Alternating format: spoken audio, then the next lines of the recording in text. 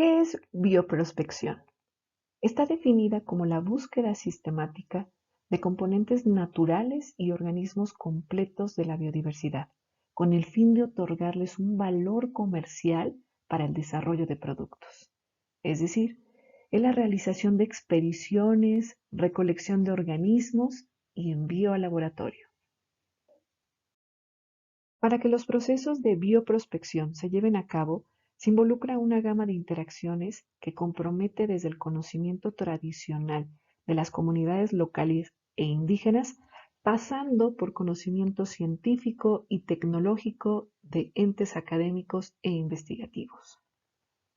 La bioprospección genera productos que tienen relación con industrias farmacéuticas, la biotecnología, la de agroinsumos y la medicina botánica, entre otros, calculándose que en la actualidad una cuarta parte de los productos farmacéuticos son derivados de vegetales. El creciente número de empresas interesadas en la bioprospección, así como por la presión de sectores civiles preocupados por el saqueo de los recursos biológicos, en 1992 representantes gubernamentales de todo el mundo se reunieron en Río de Janeiro para establecer una normatividad que obligara a los estados a proteger a la biodiversidad y a regular el flujo de los capitales transnacionales interesados en aprovechar estos recursos. El Convenio sobre Diversidad Biológica es el acuerdo mundial en el cual se establecen las primeras normas nacionales en torno a la bioprospección y conservación. Dicho convenio representa un cambio del paradigma en el manejo de la biodiversidad en dos sentidos. El primero, establece criterios para la extracción de recursos genéticos y biológicos, es decir, obliga a las empresas e instituciones bioprospectivas a cumplir con ciertos requisitos de consulta y reparto y a la vez da su beneplácito a estas actividades. El segundo, implica que las empresas y o las organizaciones ambientalistas transnacionales reconozcan la soberanía de los estados sobre el recurso de la biodiversidad. Es decir, se debe cumplir con un contrato bilateral. Este se basa típicamente en complejos programas de reparto de beneficios que incluyen el establecimiento de cuotas fijas, de tasas, en general extremadamente bajas, de regalías o bien de contratación de empleos dentro del trabajo de prospección a la mano de obra comunitaria o especializada para la recolección de saberes y bienes. Dentro del marco legal en materia de bioprospección, a nivel internacional tenemos el Convenio sobre Diversidad Biológica. En México contamos con la Ley General de Equilibrio Ecológico y Protección al Ambiente en el artículo 87 bis de la LEGEPA, que establece requisitos para el aprovechamiento de los recursos biológicos. Bioprospección en México. Contratos de bioprospección entre las promesas y la realidad. Contrato UNAM Diversa. Diversa es una empresa estadounidense de biotecnología con sede en San Diego, California. El contrato entre Diversa y la UNAM estaba destinado a extraer bacterias que soportan condiciones naturales extremas de temperatura, salinidad, azufre, presión, etc. Las bacterias extremófilas de todas las áreas naturales protegidas del país. UNAM tendría que recabar los permisos correspondientes y asegurar el cumplimiento de la ley ante Semarnat y LEGEPA.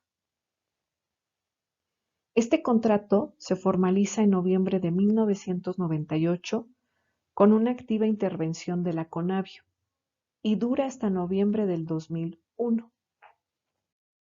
Pero el contrato UNAM Diversa duró poco, ya que el 8 de junio del 2000 se presenta una denuncia popular de varias organizaciones y personas frente a la Procuraduría Federal de Protección al Ambiente, PROFEPA, argumentando que el contrato de bioprospección establecido entre la UNAM diversa está fuera de la ley por vender inconstitucionalmente parte del patrimonio biológico común de todos los mexicanos, por las condiciones desventajosas que se acuerdan en el reparto de beneficios para la UNAM y otros argumentos.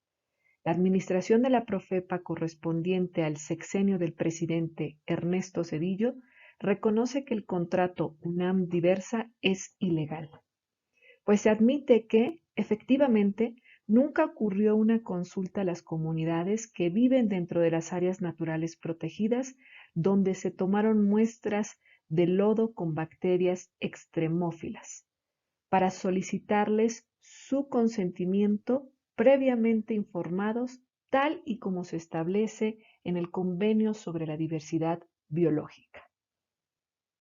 ¿Cuáles son las etapas de la bioprospección? La bioprospección, como proceso sistemático, comprende una serie de pasos o etapas, las cuales se muestran a continuación. Seleccionar las áreas de interés de estudio. Se relaciona la administración oficial responsable en el país con la empresa o institución que desea acceder a las muestras, en orden o a firmar contratos de colaboración y propiedad intelectual. Obtener los permisos oportunos, atendiendo a la legislación del país, dependiendo si las muestras son para investigación o explotación industrial. Se prepara la logística para la expedición. Se lleva a cabo la expedición. ¿Qué es biopiratería? Es la apropiación ilegítima y la mercantilización de los recursos biológicos y de los conocimientos tradicionales de las comunidades locales e indígenas. Etapas de la biopiratería. La primera etapa es la bioprospección. Veamos un ejemplo. Un representante de cualquier empresa viaja a Amazonia peruana adoptando el comportamiento de un turista cualquiera. Con esa identidad puede observar sin dificultad los conocimientos de los pueblos indígenas relativos a la biodiversidad. Les va a preguntar detalles, observa técnicas y hasta volver con muestras en su mochila. Esta sería la primera etapa de la biopiratería, que se llama bioprospección, siempre y cuando no exista un contrato entre la industria que representa a esta persona, este turista, y los pueblos indígenas. Al no haber este contrato, pasamos a la segunda etapa de la biopiratería, la transformación en el laboratorio. En esta segunda etapa, el turista biopirata divulga sus observaciones al laboratorio de su empresa. Los científicos extraen el principio activo de la hoja o semilla cosechada por su colega, es decir, la molécula que contiene los aportes terapéuticos o cosméticos. Ese trabajo es evidentemente facilitado por las observaciones del bioprospector. Y tercera etapa, que es la patente. Reconocer la extracción de la molécula como intervención constituye la tercera etapa. El derecho de propiedad intelectual de inspiración occidental garantiza, de hecho, un título de propiedad desde el momento en que un ser humano usa una técnica para crear un producto, aun si tiene origen biológico. Solo se necesita una modificación simple o una extracción en el laboratorio para transformar bienes comunes en propiedad privada. El derecho de propiedad se concreta con la patente. La empresa o persona inventora se vuelve propietario del medicamento o producto cosmético realizado a partir de los recursos biológicos y conocimientos tradicionales asociados. A partir de una planta libremente disponible en la naturaleza y usada con respeto por los pueblos locales, se hizo un producto generador de lucro, un cambio del bien común en propiedad privada, legitimado por una simple extracción en el laboratorio totalmente inspirada en las técnicas indígenas. Por este medio, la naturaleza se encuentra totalmente integrada en el mecanismo del mercado y sigue sus lógicas. Los recursos naturales se transforman en productos con acceso limitado, con precios y que generan lucro. ¿Quiénes son los biopiratas? Son principalmente firmas farmacéuticas, agroalimentarias o cosméticos que explotan la biodiversidad para elaborar productos presuntamente innovadores, los cuales son monopolizados gracias al sistema de patentes. La mayoría de las veces esos productos se inspiran íntegramente en las técnicas y conocimientos de las comunidades locales, los cuales son compartidas de manera colectiva desde tiempos inmemoriales.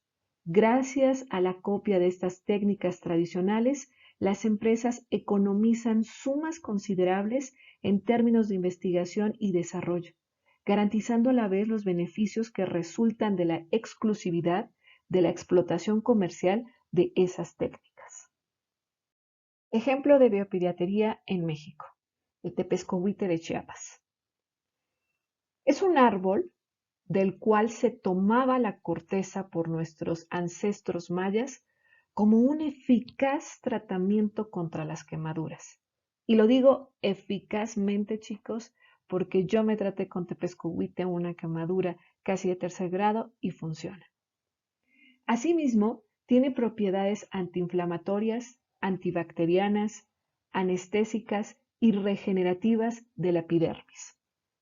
Todo inició con la solicitud de una patente por el doctor León Roque en el año de 1986 a México. Dicha solicitud de la patente fue sobre el procesamiento de la corteza tostada del árbol de tepezcohuite y sobre el procedimiento para convertirlo en polvo. Y sin reparos, obtuvo en el año de 1989 en Estados Unidos, con el número 4883663, en la redacción de la patente que se menciona anteriormente, se describe exactamente el mismo procedimiento que nuestros ancestros mayas realizaban para obtener el polvo de la corteza, con el objetivo de utilizarlo como medicina natural. Y solo porque en dicha descripción se adiciona la esterilización del polvillo, entonces se dice que es un procedimiento diverso. Se otorgó la patente 5122-374 por el ingrediente activo de la corteza del tepezcohuite, y aún peor, en este mismo se introduce el método para extraerlo y aislarlo por medio de solventes y, como era de suponerse, también por el motivo para utilizarlo en fármacos. O sea que ahora la corteza de nuestro árbol de tepezcohuite es cultivada, procesada, comercializada e industrializada en fármacos y es vendida al pueblo mexicano como un producto ajeno cuando sabemos que es nuestra. Ahora, no solo los nativos de la región chiapaneca no tienen la patente, sino que dicha industria farmacéutica ha sobreexplotado este recurso y lo ha agotado.